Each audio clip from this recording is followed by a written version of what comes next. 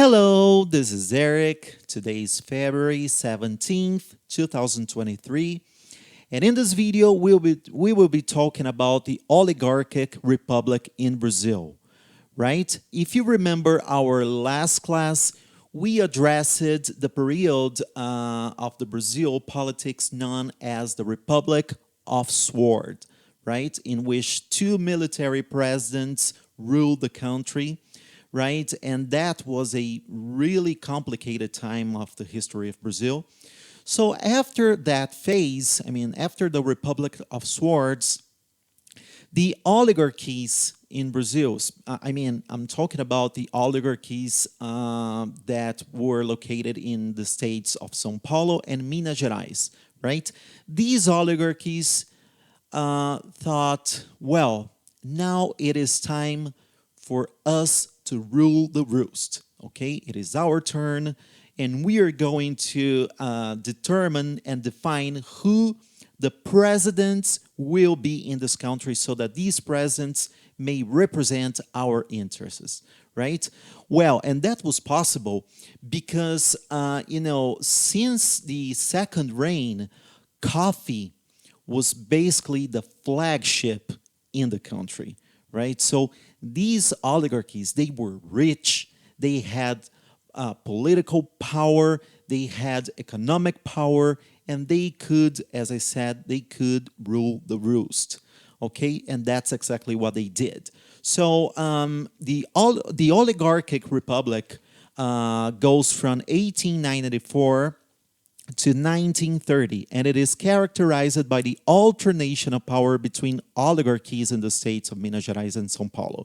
So, basically, these oligarchies, they are going to support and determine, and you're going to understand how they did that, but they are going to support and determine who the presidents will be.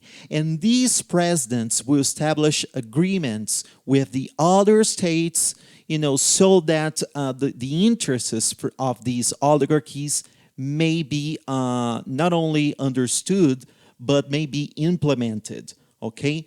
So we are going to understand how this structure worked, right? And it is important to point out since now that from the 1930s onwards, some historians began to refer to this phase as the First Republic, right? This is a name that you will rarely see, but the Republic of the Kernels, or the Republic of Milk Coffee, especially this one. The Republic of Milk Coffee, and also the Old Republic. These two are names that you often see people using to refer to this period. Okay, so here you have a picture, an illustration of the time, and it shows exactly what I'm telling you, right? Here, we have on top of the mountain of this hill, you have this guy here with the sayings São Paulo on his hat, and this other guy here has a hat saying Minas Gerais, right?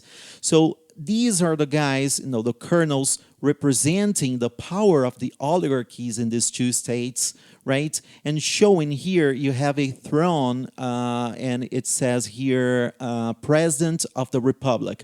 So these guys here are showing that they are the ones who define, who support and determine who the presidents of the Republic will be.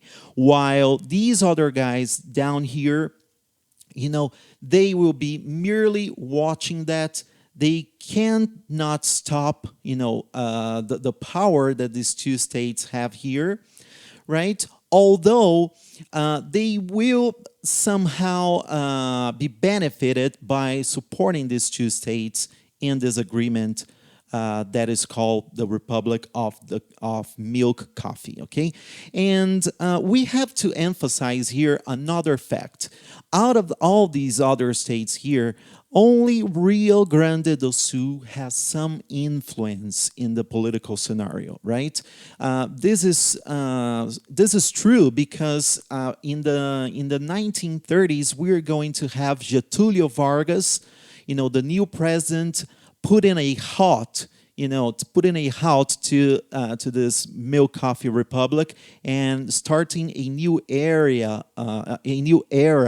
of the politics in Brazil. And he happened to come from Rio Grande do Sul. So it was not without a reason that that happened.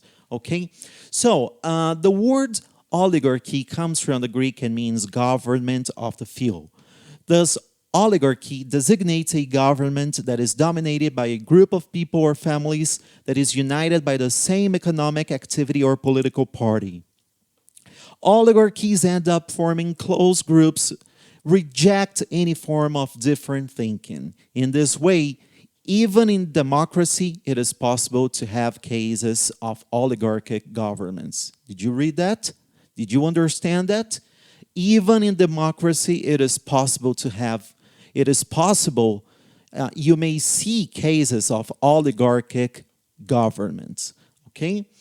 Well, and also, as I told you, concerning Rio Grande do Sul, we had the local party, the local political party that was the Rio Grande do Sul Republican Party, PRR, right? And this party played an important role at this time in Brazil, right? However, it did not represent the people. It represented the rural oligarchy, and the urban classes, right? They are called gaúchos here in Brazil, right? And also it is important to notice that there were no national political parties at the time like the ones we have, like the many ones we have nowadays in Brazil, unfortunately, okay? There were only the state parties, with the exception of the conservative Republican Party, with supporters in Rio Grande do Sul and the northeastern states, right? Okay, so as I told you, this is a period in which São Paulo and Minas Gerais oligarchies are going to literally rule the roost. And how did they do that? Well, you got to understand that the political power is divided into more than one sphere, right? You have the executive power, right? Starting from the presidency of the republic, right? And it goes, to the governors and to the mayors. You have the legislative power and you have the judiciary power, right? So what we are going to see in this phase of the history of Brazil is an agreement between these three powers, starting from the president of the republic, that will enter into an agreement, not an official one, right? There were no papers signed, but they kind of entered into an agreement here to make this framework, this structure work. And how did that happen? So you have the governor's policy, right? Let's understand what it is. Sorry, you have a mistake here, but it is federal power, okay? So it was an agreement, an informal agreement between the federal power and the state governors.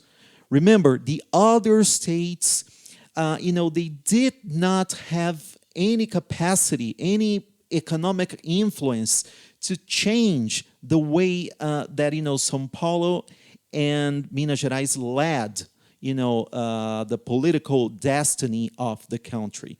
However, they did have, their political, let's say, influence in the sense that, they had the governors, they had, the deputies, the senators, right? So São Paulo and Minas Gerais, they were strong, right? They were powerful.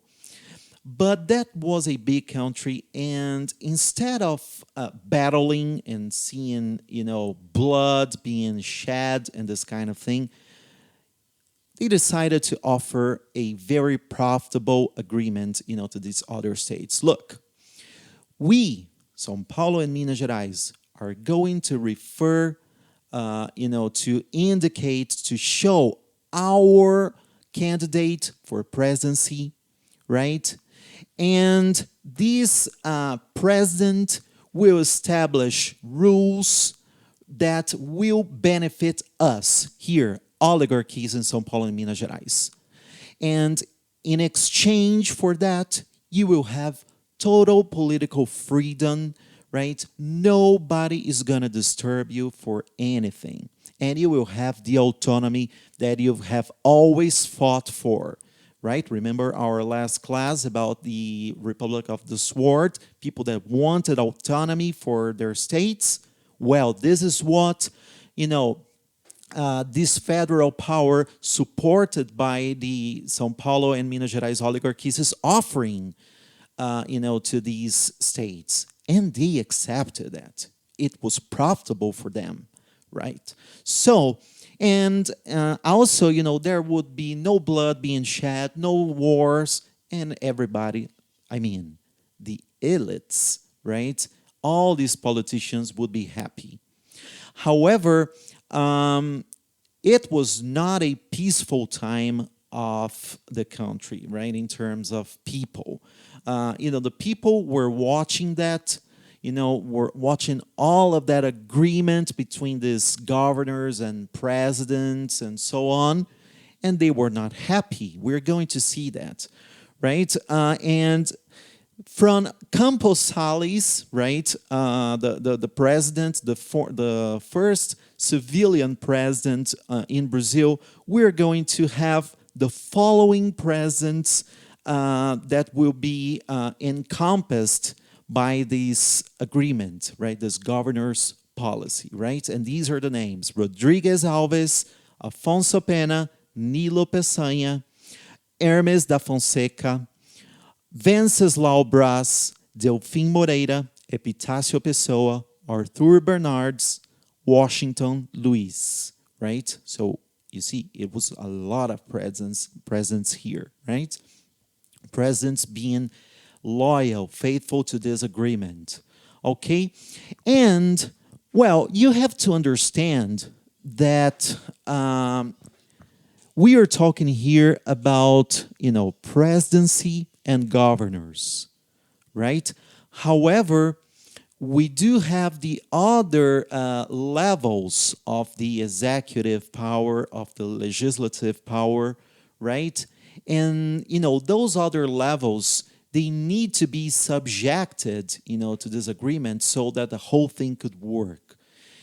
And Brazil at the time did not have a strong army, an army that could enforce, this target, this objective that they had.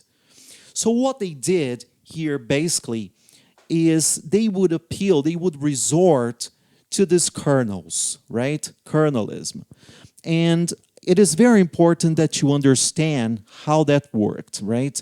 And still nowadays, especially in the northeastern area of the country, that is something that is still alive and is still going on. You see that really frequently, okay? So the colonialism is characterized by one person, the colonel, who had economic power and exercised local power through violence and exchanges of favors, right? The word colonialism is in fact a Brazilianization of the colonel rank at the National Guard. Let's stop here. Do you remember the National Guard? Yes. This National Guard was a resource created, a tool created during the Regency period, like almost 100 years before, this milk and coffee republic, right? This milk coffee republic. So what basically happened at the time is you had lots of conflicts and uprisings taking place in the country, and there was basically no army fighting for the monarchy to defend the monarchy's interests, right? And in fear of seeing a country being divided or even originating many other nations, because of the many conflicts that were going on in the country, they created this National Guard at the time, right? And this National Guard remained, right? What they did here basically was to offer, these colonels, which were aristocrats, people who had power, they offered them positions, right? Positions that could be occupied within the Brazilian military and social echelon, right? I think this is how you pronounce that, right? I'm not sure. If I make a mistake here, please forgive me, okay? Well, so these colonels, they would pay to obtain this military and social position, right? And in doing so, they really acquired a high position, a position of authority regarding the region where they lived. So they became like representatives, unofficial representatives of the government. It was a way that that the presidency of the republic found at the time to make sure that the people would comply with the agreement, with the governor's policy, right? And, well, basically you see here, for example, this guy, Colonel Fabriciano, that received his letters patent as lieutenant colonel for the district of Piracicaba in 1888. So these guys, as we are going to see, they had such a big influence in the area where they lived that not even the president's word would mean something if they didn't agree with that. It was really amazing what they achieved, So here you have another one. Colonel Chico Heraclio ruled the roost in the city of Limoeiro in the state of Pernambuco and stated that the elections in his city, had to be held by me. And you see here him in the photo with his gun, right? And you have here people with him, animals. Take a look at how he was dressed. It is clear that this guy is powerful, right? And they were so powerful that their word was the law at the time. So it is really amazing that even nowadays in Brazil, we are in the 21st century, but these guys, they still exist. This is something that did not cease to exist, So, in the eyes of the local population, being a colonel was equivalent to having like a nobility title, and it legitimized many of the actions of local heads, of these local colonels, right? This process begins at the municipal level and establishes the colonel's domination over public power. Add to this the patriarchal traditions and the archaism of the agricultural structure in the remote countryside of Brazil, right? So, as I said, the phenomenon of colonel's power was present and is still present in today's Brazil, especially in the north and northeastern areas of the country, right?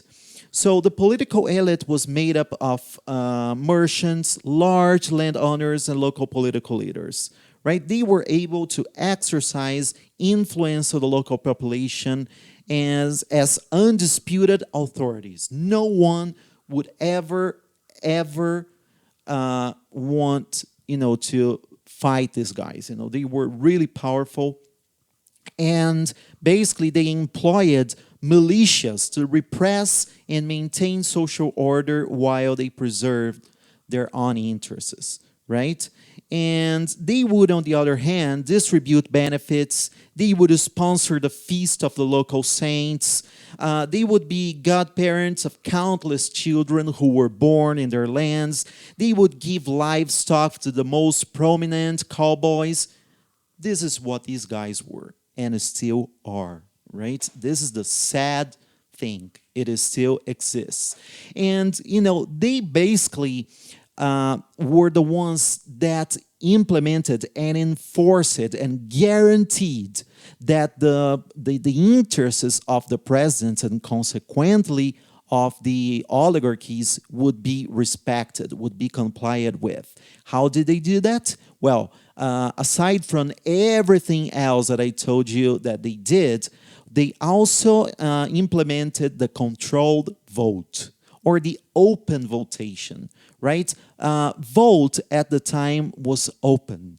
So, the electoral corals, that was a name that was given, to these elections at the time, were basically open. So anyone who refused to vote for the candidate sponsored by the colonel could suffer physical violence and even die.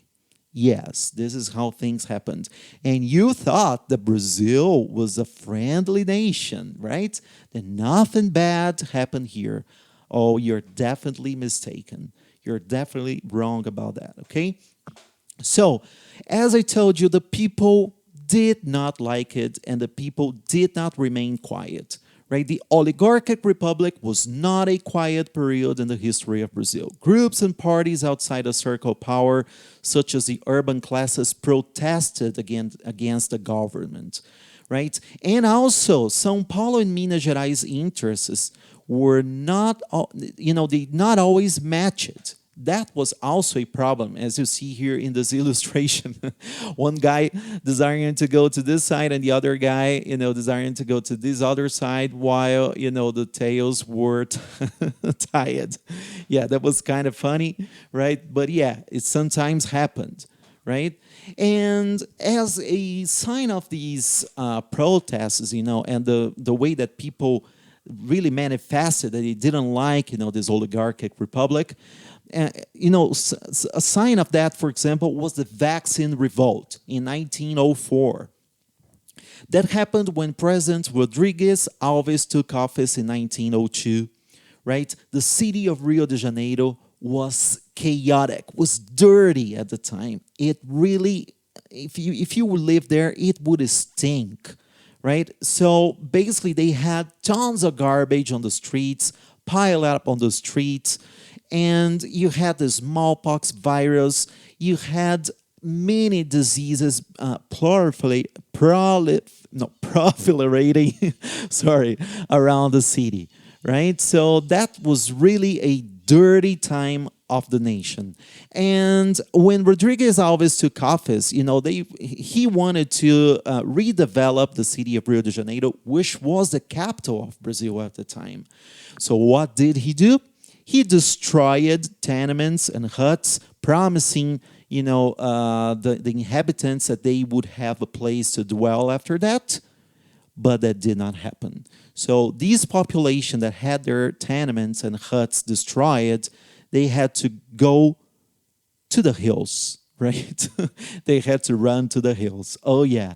And this is how you're going to have also the proliferation of slums, right? The slums will spread, around Rio de Janeiro, as you still see nowadays, right? And the prices, the rent prices, they really went high up to the sky, because very few people had houses or apartments to rent, right? And these few simply started charging what they wanted to charge, simple as that. And here, Rodrigues Alves, hired engineer Pereira Passos and Dr. Osvaldo Cruz, to lead this redevelopment initiative. Osvaldo Cruz would be responsible for the sanitation revolution, and engineer Pereira Passos would be in charge of the geographic aspect, the urban aspect of the city, right? However, people could barely live. As I said, the rent rates went up, right? The population was outraged. They were really in wrath. So also the population was sick. It was necessary to fight the mosquito and the rat who transmitted most of the diseases, right? And the government announced that it would pay the population for every rat that was handed over to the authorities. So here you see oh damn it, the famous Brazilian way of resolving things. The result was the emergence of breeders of these rodents in order to get an extra income. But you could not really blame them for that because the population was starving and they barely had where to live. Right? So due to the frauds, the government suspended the reward for the seizure of the rats, and the sanitation campaign was carried out with authoritarianism and no clarification. Imagine you in your house on a Sunday morning, and then you hear a knock at the door, and this knock is getting louder and louder, and then your house is invaded by the sanitary assistant, and they want to give you this shot. You don't know if it's going to be good for your health or not, and they do that despite your will, despite your authorization, and this is what happened. Yes, you can have an idea of how that happened. And really, guys, there was no clarification. Imagine how people felt. They felt like baits, So really, that became something really annoying. And the population, here you have another illustration with Dr. Osvaldo, right? He's dragging this guy here, that represents the people, and he's about to whip him, right? Here in his pants, you have Zé Povo, right? People, right? Being whipped. This is what it says here in his trouser, in his pants. And, well, this is basically what happened, guys. They used authoritarianism, and they didn't clarify anyone about that. So Dr. Osvaldo Cruz, he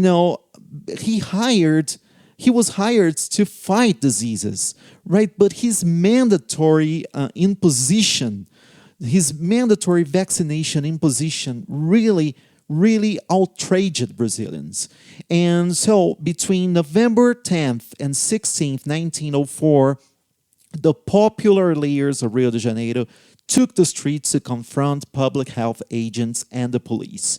So the whole thing became a guerrilla, right? Became a civil war in Rio de Janeiro. Well, after a while, the whole thing had to be, let's say, soothed, right? So the government stopped, offering, those rewards for the people who brought the rats, and they also stopped stopped imposing the vaccination. They ended up really informing the population, concerning the vaccines and how important it was for the people to take them, and they kind of resolved the problem. But we also had the Contestado War.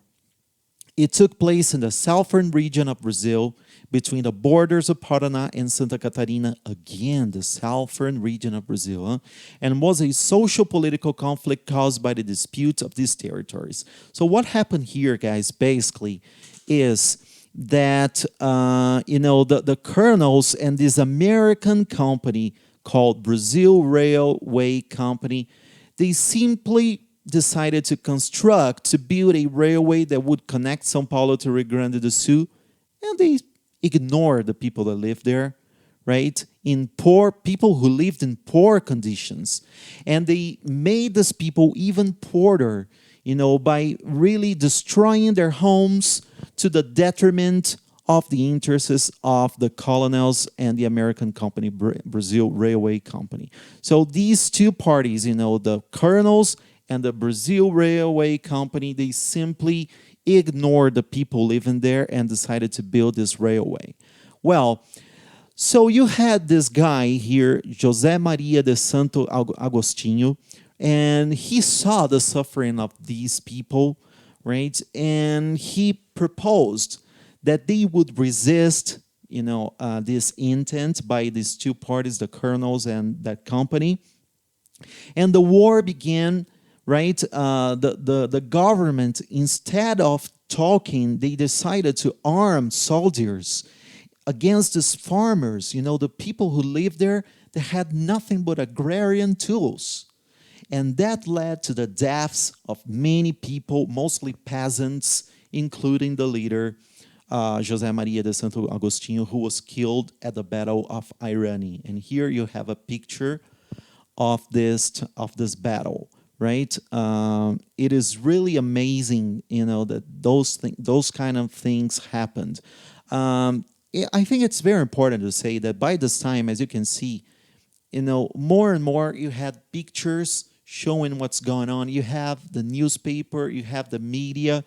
So the media kind of helped, stop these dreadful things, in the country. Little by little, they really helped in the sense of making these things, if not stop, at least the number of dreadful things like that, really decreased. So I see it at least as a positive thing, So basically, after the war, it was a long war, right? It lasted 4 years, and after that, the Paraná and Santa Catarina limits agreement was signed, and they stopped this horrible war. And finally, we have the Fort of Copacabana uprising in 1922. Yes, Rio de Janeiro again, right? And basically what happened in this case, guys, is in the city of Rio de Janeiro, we had, by the time of the government of Epitácio Pessoa, of President Epitácio Pessoa, we had the arrest of the former President Hermes da Fonseca, who was, who ran the military club of Rio de Janeiro, right? And because of that, the lieutenants that were tired of this milk coffee republic, they really fought, for democratic politics, and they got fed up. They said, okay, that's enough. That was the last draw. So they decided to fight, against this system, right? We also had, the fact that in 1921, we had Nilo Peçanha and Arthur Bernardes from Minas Gerais, and Nilo Peçanha was from Rio de Janeiro. So obviously, as you know, Arthur Bernardes was supported by the oligarchic class from Minas Gerais, right? And in a very strange way, Arthur Bernardes was elected as president. So that added up to the wrath that, the lieutenants were feeling regarding the milk coffee republic, right? So, this fort of Copacabana uprising was led by Lieutenant Colonel Euclides Hermes da Fonseca, son of former President Hermes da Fonseca, right? And we also had, we had many people fighting, but until the end of the conflict, only 17 lieutenants and 1 civilian resisted to the end of the conflict. That's why, it became known as the revolt of the 18 of the Fort of Copacabana, right? Because you had these 18 lieutenants and 1 civilian that fought, for this cause. And basically, here you have the information I have just mentioned, right? And here you have a picture, a nice picture, about, this uprising. And, well, it did not end up well, for these lieutenants, because they were repressed and, many of them died. And we had, just a few of them that ended up alive, but really hurt at the end. Well, guys, but that was the announcement of a different future. The Fort of Copacabana uprising really announced that something had to be changed.